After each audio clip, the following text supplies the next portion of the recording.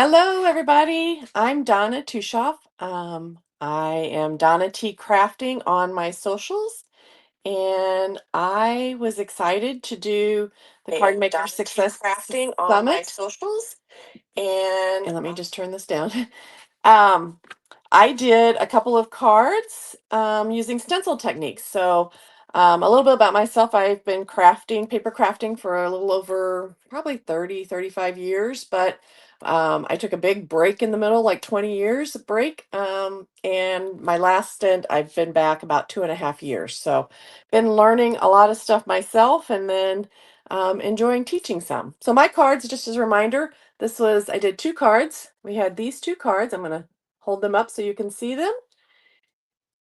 Very cute little Santa. We worked on the stencil techniques and doing different ways of stenciling. A couple of things I wanted to mention. There was a background I had in one of my cards using something called velveteen glaze. I just wanted to mention that that has been renamed to chroma matte glaze. If you're looking for that, the name just changed, and that it's a matte finish. So wanted to mention that one. So with that, hopefully you have some questions. I love stenciling. Stenciling has become one of my favorite passions. I used to, just do a lot of stamping, but now stenciling has been something that I'm always buying stenciling. It's just crazy. So there's a question, what technique do you think you're most known for?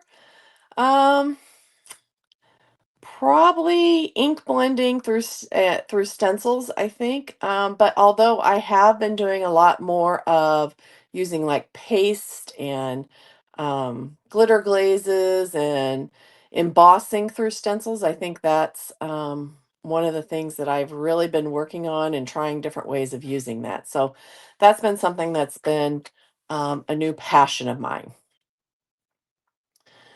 What is a new technique that you recommend everyone try? I think that I would recommend if you like to do heat embossing, I recommend using heat embossing ink and embossing powder through a stencil. So that's not one that I did in my class, but I did explain it a little bit in my freebie, and I think that gives such a great look with something that you probably already have in your stash. If you're, into heat embossing, that's something that you can do very easily. I also recommend paste, but if you have paste, that's a great one as well. Is it necessary to put down a paper towel on your splat box? I only have used it a couple of times. No, it is not. I put the paper towel down if you watched my video before I put my A2 card, because a lot of times I'm using my splat box and it gets a little bit of moisture, and I didn't want that moisture to come up through the back side of the card. So I put the paper towel down. You could put paper or something down if you've been using it a lot. So I just use mine a lot, and then it starts to get a lot of moisture in there with of ink, and I don't want that ink coming up through the backside. So that was really the reason. Have you ever made your own stencils? I have not. Well, I can't say I have not. I have not made my own stencils with my own designs. Now, I sometimes use like cover plate dies. I will cut that out in a real thick cardstock or like a Yupo plasticky type paper, and then I'll use that cover plate that I cut out as a stencil on my card. So like I have this trellis one, as you can imagine, just lines back and forth. And then I'll cut that out and use that as a stencil. But making my own designs, I have never done that. So go ahead and ask any questions you might have. Did you let the red spray dry before you added the green spray when you sprayed the plaid stencil? No, I just sprayed them one on top of the other. Sometimes they will mix if you got the wrong colors and make a brown. You got to kind of watch that. But I just kind of sprayed them a little away from each other, and um, they turned out just fine. You just got to watch the colors maybe that you're spraying together. But I did not do any drying in between that. How would you describe your design style? Most of the time, I think I would describe it as clean and simple for the most part. I am not into like the grunge and a lot of the vintage stuff, but I can do it. I just don't do it as well. Um, and this inks on stencils and inky stuff is one of the things I like to do. Um, but that's probably as out there as I get, and then I kind of bring it back into more of a clean style. I think everything should be in its place, not just kind of willy-nilly, but I like the willy-nilly styles. It's just that's not my style in card making.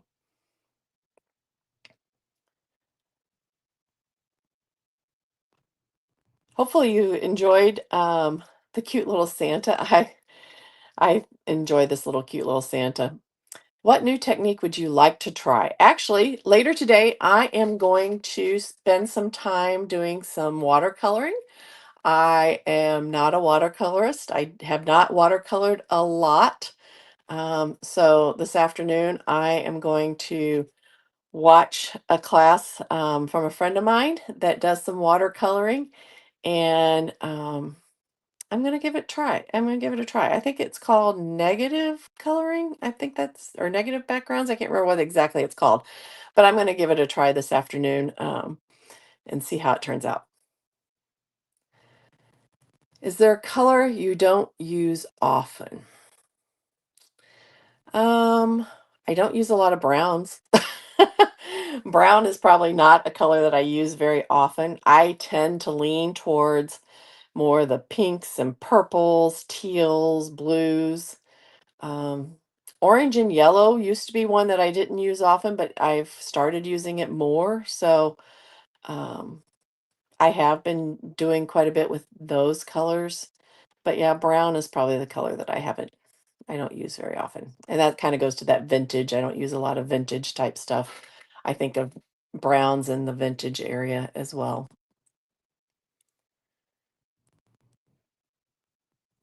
Is there a technique you've tried that you really disliked? Um, dislike. I don't know that there's anything that I dislike. I think it depends on the mood I'm in. Sometimes intricate die cutting I get tired of doing, so I have to be in the right mood to do a lot of intricate die cutting, where you're layering die cuts. I think that just really is something that I have to be in the mood for. But otherwise, I just enjoy trying different things and trying the different techniques and learning the new techniques. I love learning new techniques all the time. I have way too much stuff in my craft room because I'm always wanting to try a different technique. Um, so I've got a lot of stuff I still haven't tried that's in my craft room too, which I'm going to work on that. What do you do when you lost your mojo? Um, I will just start organizing things. I'll go through my lots and lots of stamps and dies and embossing folders and stencils and kind of de-stash, but then I also find things I will start inspiring me. Or I'll just stop and go and do something else for a while. Um, I tend to come up with designs for cards when I'm trying to, come up with a design for a card or something new to try. Um, I tend to think about those when I'm not in my craft room. That kind of ideas come and pop in my head. If I'm out taking a walk or out doing something else, I'll say, "Ooh, that looks kind of cool. I wonder how that'd look in a card." So I kind of get away from it for a while and come back to it. But I also find destashing and cleaning out my craft room will help me find new things that it's like, "Ooh, I haven't tried that. I got that for, this technique. Let me go try that for a while." And that then will start inspiring me to other things. Do you keep a journal or log to keep up with all the techniques you try? Um, I do not keep a journal or log. I will tell you, I use my phone a lot. I take pictures of every card that I make and I put them in a folder called Cards Made. And then if I see something, a design or a technique that I would like to, build on or do something similar to, I will take a screenshot of it and put it into a ideas folder. But I don't keep a regular journal. It's more just the pictures that I keep on my phone. How do I organize my crafting supplies? Not very well. No. For my stamps and dies, I organize them by company for the most part. I do have my Christmas stamps and dies and embossing folders pulled out into a separate place, but mostly it's by company.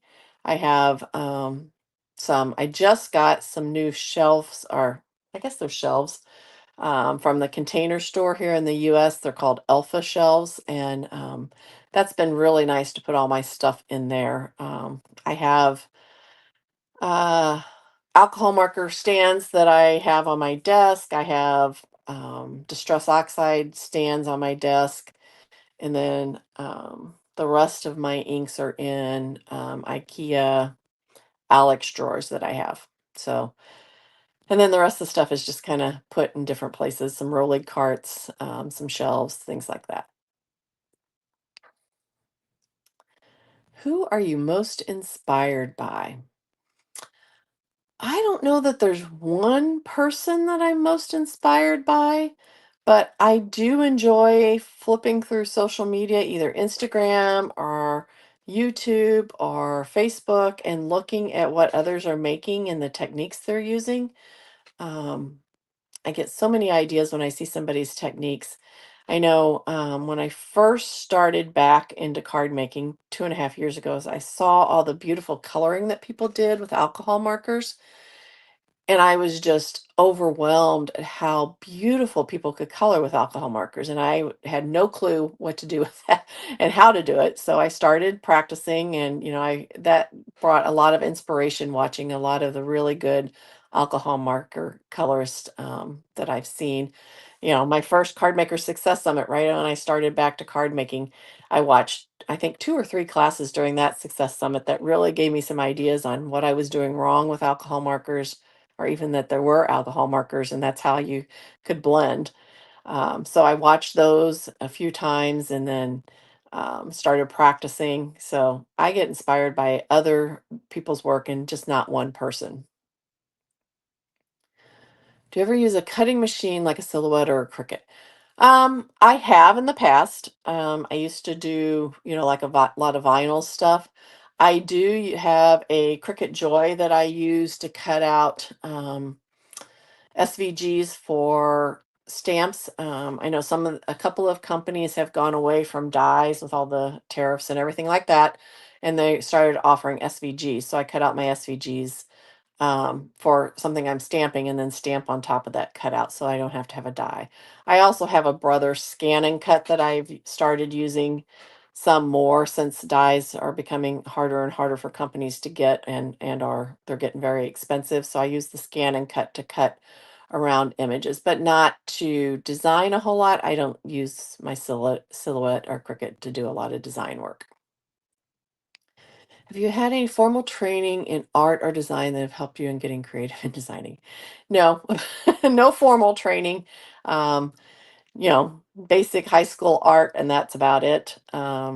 Just taking a lot of classes. When I first started card making 30 something years ago, um, there was a lot of groups, card making groups, and I was a part of that and learned a lot from people then. Um, but a lot of now is just watching classes. I shouldn't say no. I do have some formal training. I'm an educator for another company, which I had to go through an education program for card making for that. So I have had that. Do you have a favorite card from the ones that you have ever made? I do. I have a couple. I talked a little bit about watercoloring earlier and not doing a lot of watercoloring. In one of my classes I just mentioned, it was a watercolor class, and I procrastinated doing it for a long time because I was so scared of it. And I finally did it. It was watercoloring a floral. I went and bought some flowers so I could try to replicate what the flowers looked like. And I have to say, I'm most proud of that card because it looks pretty good. It's not perfect. It's not something, that anybody would say it's a piece of art, but I was proud of it because of what I thought it was going to turn out to be, and what it is it was so much better than I thought it would be. So that's probably one of my favorite ones that I made. How did you start out crafting? Well, I've always been crafty, through as a little kid and everything. As far as paper crafting, I had a friend that started me in scrapbooking. She was a consultant for a scrapbooking company, and I started going to crops with her. And then in card making, I had another friend that said, "Hey, I found this thing to make cards with stamps. You want to go look at a stamp store?" And that was the end of that. We started buying stamps and making Christmas cards, and I was making 100 and something Christmas cards each year and sending them out. That was before kids, and then kids came along, and that took my time, and that's when I had my long hiatus on both scrapbooking and paper and card making. So it was friends that got me started into the crafting, paper crafting. Do you ever use stenciling as a focal point on a card? Yes, depending on what the stencil is. Um, there's a lot of stencils out there now that are the focal images, florals, layered stencils that do like florals, that kind of thing. So definitely do that. I was making cards last night. Um, that is some layered stencils that are the focal point of the card, that cut them out, the images after you've stenciled them. So yes, I definitely do that quite a bit. What's your favorite kind of ink to use for ink blending or using with stencils? Um, when I first started ink blending, I think the easiest that I have ever used is the Distress Oxides. I think those are the easiest, and I mentioned that in um, my session, the first ones that I used. They're just creamy and easy to blend. So I love using the Distress Oxides, but if I'm not wanting that look, or I just want to use a dye-based ink, I use a lot of different companies' inks. I have several different companies' inks, and they're all, they all are good. Most of them are good. Whether it's, Gina K, Simon Hurley, Pink Fresh, Altenew. I mean, you can name them all, and they're all the major brands have got really nice inks, and they blend very well. So I use pretty much all of those through stencils, but oxides are probably my favorite. What company do you like for dye SVGs? I only use the dye SVGs with Brutus Monroe just because that's a lot of the stamps that I have, and I've gotten those. Um, so I haven't used a lot of the other companies. I know they have them, but that's the one that I've been using the most. And like I said, I use my scan and cut. If I don't have a die and I don't want to fussy cut something, I'll use my scan and cut um, to cut something out. Have you tried gel printing? I have. It's been a while. I really enjoyed it. I want to get back to it. I just haven't taken the time to get back to it. I've got a couple of ideas of things that I want to do. So definitely love gel printing. It's a lot of fun. And I know, I think Ardith did a class in that, and it was an awesome class. I watched it yesterday and love doing gel printing. Brandy says you can share your so one of the things that I have upcoming is I am teaching an All to New Academy class. It's Heartfelt Moments, Cards for Life's Milestones. It's going to be in September, and there's going to be a promo code coming out in August. If you sign up for my email list, I'll be sending information out for it. So I was very excited to be asked to teach at that class, and sign up for my newsletter, and I'll send out the promo code and it's about a week and a half is the current timeline for us to start advertising for that event. So be on the lookout for it.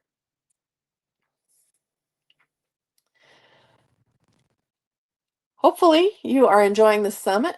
Um, Enjoy the rest of the classes, and certainly check out my Facebook or my Instagram and everything. I'm Donna T Crafting, and have a great time and happy crafting.